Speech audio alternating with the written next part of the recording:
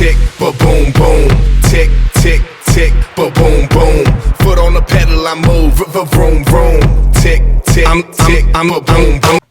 Hey Timesters, Tommy here, and hello to anyone who is new as well. Thank you for watching. So today's video, I decided that I would go ahead and film my Snapchat Q&A. I got these questions about a couple weeks ago. Okay, this question is from _vibes_1honey leaf. This was, when did you begin making wigs? By the way, your wigs look flawless. Okay, so I guess I started last year. Last year was when I made, well, I guess a couple years ago. I usually make U-parts. For me, U-parts, I sew them down into my head and then I attach the closure separately. So U-parts are like sew-ins and I just wear them like that. And also, my first wig I made was, I guess last summer. Learned from YouTube and everything, so you know, very simple. Okay, this question is from na_love123. I think that's how you say your name. How old were you when you started doing videos? So for me, I was, I think 15 or something. I don't know. It's been like 2013, so that's like 3 years ago now. And I'm what, 19? I guess when I was 16, oh my gosh, y'all, my first videos were so freaking ugly. Like, oh my gosh, they were so bad. Like, it's not even the light was bright, so don't think outside. This question is from Christina, and she asks, what steps did you take for your first sew-in ever, and how do you care for your natural hair while having a sew-in? Now, I did used to do sew-ins. I would go to the beauty supply store, buy the hair and everything, and I would legit like do a sew-in. But number one, I never used to braid my own hair. I can braid my own hair now, but back in the day, I could not braid my own hair. So I'd have my friend Alexis, I would have her braid my hair, and I would sew the hair on. So if you can't braid, then let your friend, you know, braid your hair if your friend can braid. But braiding really is easy. Like, she couldn't braid it one day, and I had to do it myself. So I started braiding, you know, cornrow, and I'm like, oh my God, this is kind of easy. So I started braiding. Of course, there are several tutorials on YouTube for braiding hair. That's how I learned. I'm telling y'all, YouTube helps me with everything. So, you know, so how do I care for my natural hair under a sew-in? I don't really do much. I try to just leave my hair alone. But for a sew-in, what I do is I just try to keep my scalp moisturized. So I use some type of oil. I used to go to the beauty supply store and get these little oil things. They come in like little tubes, kind of, you know, little tubes or whatever. They had like grapeseed oil, argan oil, like all that type of stuff. I would just take that and run it through like the braids and the empty spots and like rub that in basically. And that's all that I did for my hair under a sew-in. Like if I had a professional sew-in that I did, then I would actually wash that one. But for me doing my own sew-ins, I didn't wash them because I could always take them down whenever. But other than that, I just oil my scalp, and that's basically how I just take care of my hair. Okay, Sing asks me, any advice you can give to a new YouTuber? Okay, to a new YouTuber, I would say be yourself and share your video on your own social media. So you not let your friends know, let your family know. Do not spam other people's channels. Like, that's really not the way to go. And you will notice that you will have, let's say, a high number of subscribers, but you barely have any views on your videos, and that kind of sucks. And I kind of feel that way, which I don't spam people, but I noticed that, like, you know, like the numbers and the views don't add up when you're saying, hey, subscribe to my channel, but they never really watch you. So just actually be yourself, and you know, the subscribers will come to you. Invest in your camera, or if you have an iPhone or I guess a Galaxy or something, you can record with your phone instead of buying a camera. Like, I'm actually recording with my phone right now. Quality looks pretty great to me. And also, you know, get a tripod. I'm using a desk tripod right now. It costs like $3, and I got it from eBay. Or you could buy a real tripod. I got one from the flea market, and it was like $10. Great tripod. I had to get another one now because it's broken. But just use something simple. You don't have to be all extravagant when you're first starting out. I use iMovie now. I used to use Windows Movie Maker, and that took me a long way before I could upgrade to iMovie and Final Cut. So, you know, work with what you have. And if you are using Windows and Movie Maker and stuff, don't worry about the effects and everything. Most people prefer the simple, basic video type, just talking with simple transitions, not anything out of the way and all that. Just be simple with your editing to look better than trying to do all these other things, I promise. So basically, just be yourself and upload often. Okay, this one is from Oily. I don't know, I'm sorry if I butchered it. I'm so sorry. Okay, she said, you're one of my favorite YouTubers. I love your vibe. Thank you. For my question, I would like to know how is school going and what would be some advice for freshmen going into college or university. School is actually going pretty good. I'm in my second semester of my freshman year. I like college, you know, I'm living it up, you know, freedom, you can do what you want to do. Any advice, stay focused, don't be out here partying every weekend, which if you can, that's you. But at Auburn Montgomery, we don't have Friday classes, so you know, you have Friday, Saturday, Sunday, and some people I know go out Friday, Saturday, Sunday. Shoot, some people even go out Monday. But you know, just stay within your limits, and I say stay organized. I went to Dollar Tree and I bought this little $1 whiteboard that comes with a little marker. You can put the little marker on the side. It's really for a refrigerator, but I took some double-sided scotch tape and I basically stuck it to my wall. And what I do with it is I write down what I need to do for school. So basically, I'll show y'all.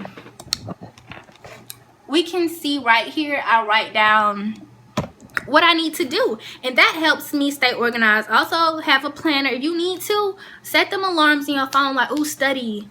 Basically just stay true to yourself. Don't get out of your element because of what someone else may be doing, but just stay true to yourself basically, and make time for your work, because nobody is really here to tell you, ooh, you need to do your homework, you need to study, oh, I have a test tomorrow, let me bust out these notes. So something that I did was I made some flashcards last semester.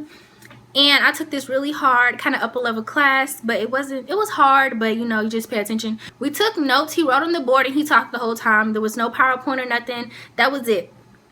And I took all my notes, and then I turned my notes into flashcards. I didn't have time during the week to study, but me and my friends would be going somewhere. I'm sitting in the car. Guess what I was doing? I would always carry my little note cards with me, so whenever I had just a little bit of free time, I was going over my notes. And just, you know, you have to make time because nobody else is going to make time for you. So if you don't understand something that the teacher said, or if a grade is not right, you need to stay on it. Email them. Emailing is the key to success in college, okay? Email. If you don't know what's going on, email somebody. So basically, that's the advice that I have. I'm sorry if I sounded kind of angry, but I'm just being real. Like, I know that probably came off. Dang, I'm looking bright. Let me bring that down. So that's my advice. If you have any more questions, you can also leave them down below, and I would definitely answer them detailed as possible in the comment section. So, okay, so the next question is by Princess Aisha. I'm sorry. Her question is, what is your favorite type of food and drink? Anybody who knows me knows that I love me some chicken Alfredo. Now, my favorite type of drink, I never really thought about that. You know, I like me some Minute Maid, you know, give me some little juicy juice in there. But I guess I like Sprite. Like, that's basic. Oh, I can't believe I forgot my favorite drink.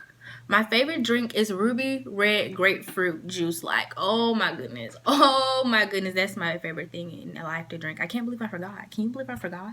How you forget your favorite thing to drink? It's so good. Like, it's not for everybody though. Like, somebody's gonna be like, ew, it's nasty, it's sour, but you know, it's good. Like, and this one is from old lady 212. I think that's right. For you is, what is your advice on dating in high school? I'm a sophomore and I love your videos so much. Bye. Oh, that was so sweet. So what is my advice on dating in high school?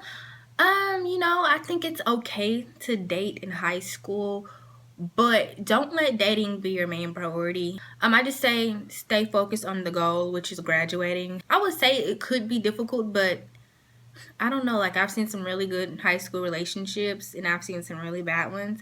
And also, well, I know I'm finna get like deep on y'all, but it's like a lot of the people that were dating in high school and stuff like that, they're legit having kids now. Like, for me personally, I wouldn't get too involved with the relationship in high school because it's high school. You know, I would let things like get better, prosper after high school. You know, if I'm talking to a person, well, I guess talk to someone on a more intimate level, but not dating. High school, to me, things were so temporary. I know that's not the case for every relationship, but I mean, just do what you think is right in the relationship. You know, like, if you think you and this person should be in a relationship, then, you know, go ahead with that. But if you feel other or indifferent about that, then you might want to stay away from it.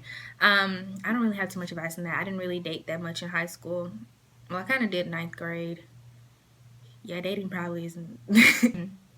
So, you know, dating, it just depends on the person and how you guys feel about each other. I just recommend not getting too involved. You know, school comes first. That's all. This last question is from _queen the Patrice. So her question is, what is the difference between high school guys and college guys? What are some tips on how to get along with your roommate that you don't know? So there's a difference between college and high school guys. When I was in high school, dudes, from my perspective, they didn't really like approach you that often. Like, they would get their friends and stuff to talk to you, like, hey, tell her I like her or something. Like, they didn't really do it themselves. They're more childish and everything about a girl. But now in college, dudes will legit approach you. They will walk up to you and be like, hey, how you doing? You know, I seen you over there and you cute, and I was wondering, can I get your number? Of course, I still don't give them my number, but the thing is like, they legit just approach you. Like, sometimes I honestly, one time I was walking to the caf and I was with my friend and we were legit laughing. Now, I'm telling y'all, I was looking too super balmy, fam. I looked like a bomb. I had on a sweatsuit on.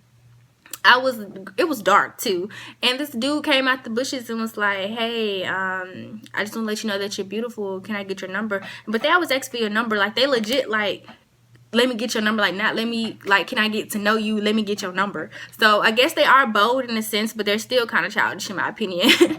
Some of them accordingly. And one dude, I was walking to my dorm and he legit was talking on the phone and he was like, hey, you're beautiful and stuff like that. Main difference is they're more bold in the way that they approach you. Like, they'll legit come up to you and talk to you and stuff like that. Yeah. The question was, what are some tips on getting along, on how to get along with your roommate that you don't know?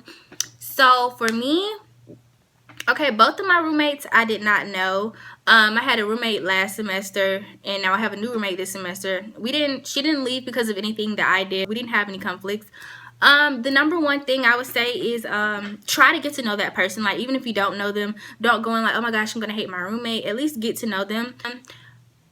Me and my roommates, we have been very cordial towards each other. It's just like we live together. Like, we legit live in the same house and that's it, basically. We are very friendly towards each other. If you know, like, hey, can I borrow your makeup brush? Or, hey, can I use your Swiffer mop to clean the bathroom? Or, you got an extra da-da-da? Like, it's really cool. Like, sometimes we'll come like, oh, you got a new dude over? Like, who that is? Like, it's super cordial like that. But it's not like we're sitting on the bed painting each other nails and stuff like that. But I just say, be yourself, be open, and be respectful. Like, if you know, just try to keep your stuff clean and everything. Also, if you just are really afraid of not knowing your roommate, I have a trunk under my bed and I can lock it. So all my most important things, if you're worried about that, get a trunk. Not that I don't trust my roommate or anything. It's just for me personally, you know, sometimes we leave our door unlocked and you never know what happens. Before anything gets wrong, try to set some boundaries or try to get a schedule. You need to talk to your roommate to see how you guys feel about that. Just try to make a connection with them. That's basically what I say. And you should be fine. Like I said, you don't have to be best friends with your roommate. As long as you guys are respectable to each other, then you will be perfectly fine. I promise. Thank you for watching, and please don't forget to take the polls at the top of the video. I think they're going to be over here. Take the polls that are over here because I'm starting to use these polls to figure out what you guys want to see. On my last video, what I saw you guys want a lot was a college get ready with me. So on Monday, I will definitely film that for you guys because that's like my good class day. So I'll definitely film a college get ready with me. And of course, this was the next requested video, which was the Snapchat Q&A. I already had the questions and everything, so I went ahead and recorded this one. So thank you all for watching. I hope you guys enjoyed this video. If you really liked the video, please give it a thumbs up. Please leave a comment down below. It really makes my day to read you guys' comments. So I guess I will see you guys in my next video. Bye. Take your elbow.